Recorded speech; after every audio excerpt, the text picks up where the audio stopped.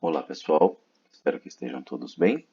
Na videoaula de hoje, nós vamos começar o capítulo 9 falando sobre éster, os ésteres, que são um grupo, uma classificação de função química, bastante característica, muito parecida com a ideia do ácido carboxílico, por ter justamente uma carbonila e um heteroátomo de oxigênio, muito próximo aí da carboxila dos ácidos. Então, vamos ver como que, novamente, como que é a estrutura dessa substância, quais são as utilidades, como sintetizamos esse tipo de substância, quais os usos e também como podemos reagir a essa substância. Legal? Então, material na mão e vamos lá. Primeiramente, o éster ele é um tipo de composto orgânico, uma classificação de composto orgânico que tem várias utilidades aí a nível industrial, em laboratórios, tal como em aromatizantes. Exemplo, o formiato de isobutila, que tem uma estrutura aqui como esta fórmula que nós podemos demonstrar. Ele é um éster justamente porque ele tem uma cadeia carbônica, tendo presente nela uma carbonila, o heteroátomo de oxigênio, nessa estrutura é muito parecido com o ácido carboxílico, e no entanto, no lugar do hidrogênio ligado ao oxigênio, como no ácido, nós temos o quê? A continuidade de uma nova cadeia carbônica, na verdade. Ok? O formiato de isobutila, por exemplo, ele é um aromatizante utilizado aí para simular o aroma da framboesa. Da mesma forma, nós temos ali o etanoato de butila com o aroma de maçã verde, o etanoato de octila com o aroma de laranja e vários outros aromatizantes. Os aromatizantes não se restringem somente aos ésteres, mas muitos ésteres são utilizados aí na indústria de aromas, tá? Não são somente utilizados em aromas. Os ésteres têm várias utilidades, como algumas delas nós vamos explorar aqui nessa videoaula, Então, primeiramente, para sintetizar um éster, nós temos que ter em mente que é necessário um ácido carboxílico e um álcool, certo? A reação entre um ácido carboxílico e um álcool, que são duas funções orgânicas diferentes, produz em meio ácido e sob o aquecimento, ou seja, é um sistema que precisa receber calor, e essa reação só acontece em meio ácido, com a adição de um ácido, que funciona aí como um catalisador. A reação entre um ácido e um álcool produz um éster e uma molécula de água. Legal? Então, para ter uma ideia com moléculas mais reais, nós temos ali que, primeiramente, essa reação ela é chamada de esterificação ou esterificação de Fischer. Com moléculas reais, nós temos ali o ácido acético e o etanol. Tá?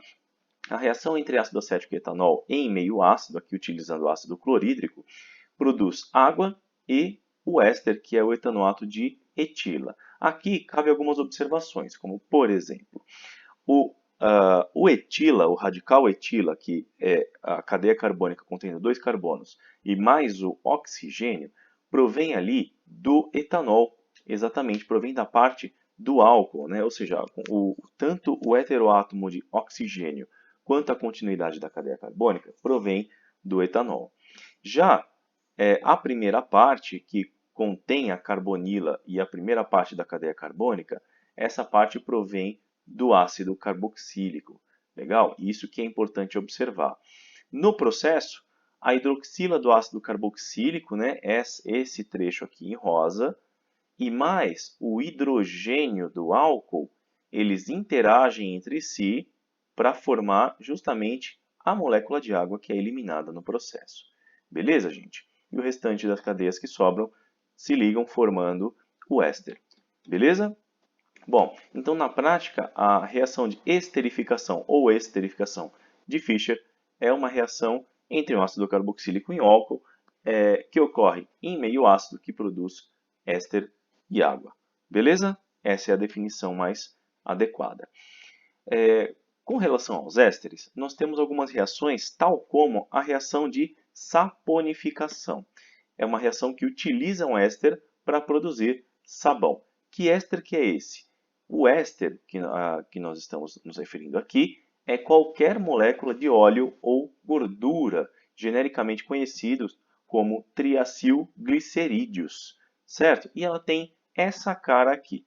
O triacilglicerídeo é, na prática, um triéster. Por quê? Tem uma cadeia carbônica contendo somente 3 carbonos.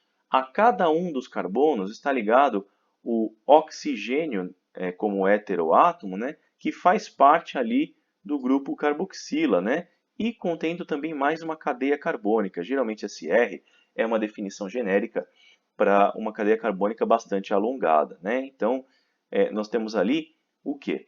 É um triéster, né? Porque tem éster aqui e éster aqui, certo? De cadeias carbônicas bastante alongadas. E os 3 ésteres ligados numa mesma molécula. Isso é uma molécula de triacilglicerídeo e, portanto, óleo ou gordura.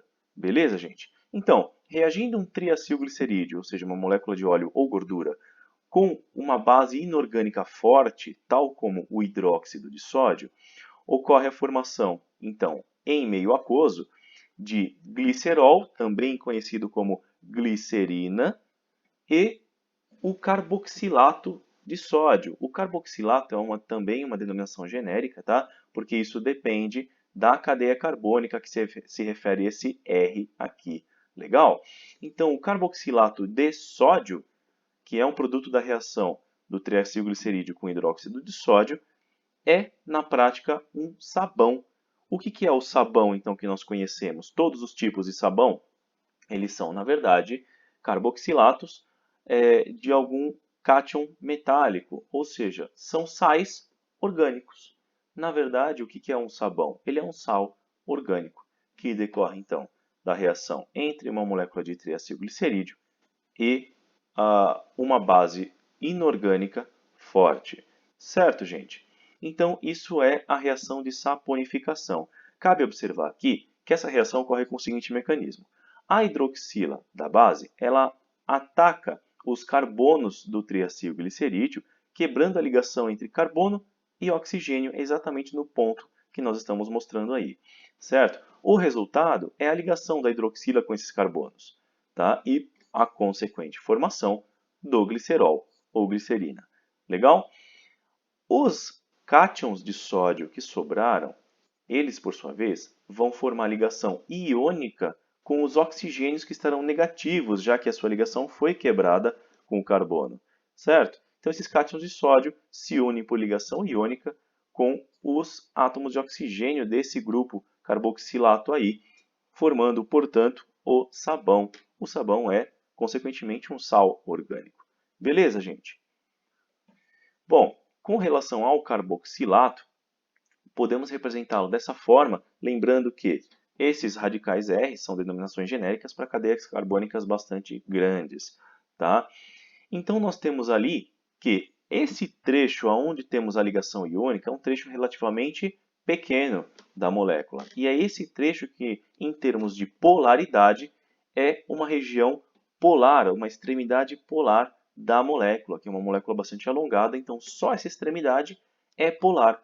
Ao mesmo tempo em que essa molécula tem uma cadeia carbônica alongada, é esse trecho da cadeia carbônica que é o trecho apolar. Ou seja, um carboxilato de sódio, ou seja, uma molécula de sabão, na verdade uma molécula que tem dupla característica. É polar numa extremidade e apolar em outra. Legal? Então, essa molécula consegue interagir com ambos tipos de substâncias, tanto com substâncias apolares a partir da sua extremidade polar, quanto com substâncias apolares a partir da sua extremidade apolar. Legal, gente? Isso por uma lei de afinidade. É dessa forma que uma molécula de triacilglicerídeo, ou seja, na verdade um grupo de moléculas de gordura ou óleo, eles são cercados por moléculas de sabão numa estrutura chamada micela, que pode ser dissolvida em fase aquosa, né? Essa estrutura micela é a estrutura formada ali para remoção, quando ocorre a remoção de moléculas de gordura pelo sabão ao lavar um objeto que está engordurado.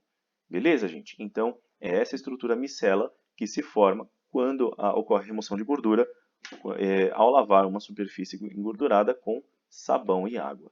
Beleza? A micela, por sua vez, por ter a extremidade externa com a parte polar, né? Ou seja, a parte polar da estrutura micela é voltada para a extremidade da estrutura, essa extremidade, ou seja, toda a estrutura micela pode ser dissolvida em água, certo? Então aqui ocorre, na verdade, a interação da fase polar da micela com a água. Beleza? Com relação agora a outra reação de ésteres, nós temos ali a síntese do biodiesel. O biodiesel ele é feito também a partir de uma molécula a partir de moléculas, né, de triacilgliceróis, que são óleos ou gorduras de origem vegetal. Tá? O biodiesel ele é produzido a partir de gordura vegetal. Ele reagindo com etanol, certo? Normalmente também de fonte natural, de fonte renovável, né, como uma fonte vegetal, né?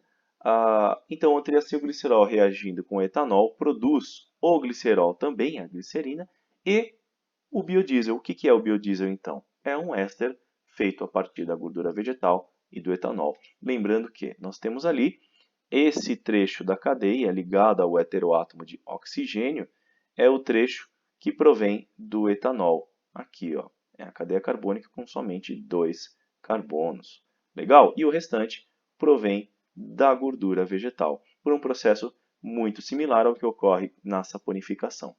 Isso produz o biodiesel. O biodiesel, portanto, nada mais é do que um éster. Concluindo aqui, nós temos que a cada molécula de triacilglicerol, nós produzimos 3 moléculas de biodiesel. Tudo bem, gente? Bom, espero que vocês tenham entendido, espero que tenham gostado. Até a próxima videoaula e que a força esteja com vocês. Valeu, pessoal, até a próxima.